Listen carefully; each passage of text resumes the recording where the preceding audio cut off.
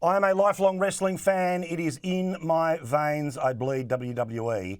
But there are three problems with this year's Royal Rumble that are worth talking about. Number one, why do they put the men's Rumble first? The whole point of this premium live event, old school pay-per-view, is that the winner of the men's and women's Royal Rumble qualify to go on to the main event at WrestleMania.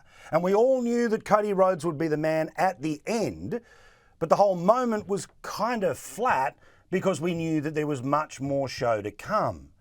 And also, Cody Rhodes and his entrance did not get the pop it should have got because the way his music works is that there's talking that happens over darkness, then we get to the music. There's not the big sonic boom that comes with things like the breaking glass of Stone Cold Steve Austin, The Rock, or even Seth Rollins' music. And those all get massive pops. So, for him to have had an even bigger moment, and I'm so pleased he's the one going on to WrestleMania, he should have had a bigger entrance, and his moment should have been at the end of the show. Problem number two was the women's Royal Rumble. Now, as an Australian, I love Rhea Ripley, and it's awesome that she won, and she's going to be the best person to go on to main event one of the nights of WrestleMania. But who cares about 25 of the 30 people that were in that Rumble? And problem number three, whatever the hell the Mountain Dew match was.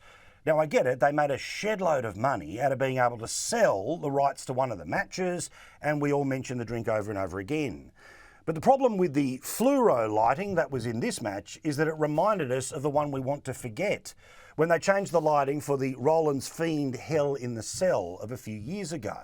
And while I'm not going to call the end a problem, it was a sensational angle. The assumption was, because it went last, because we're on the road to WrestleMania, because there's so much talk about The Rock, and it went on and on and on, the beatdown of Kevin Owens and Sami Zayn, the expectation was we were going to get The Rock.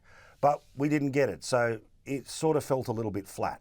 But let's end on one of the biggest positives in probably a decade, maybe even more. Ricochet and Logan Paul. Their spot where they went and met in the middle of the ring was unbelievable. What are these two thinking? Let's go, baby! Let's go! I don't know, but I guarantee it's highlight worthy. Oh my goodness, what a collision! What the hell just happened?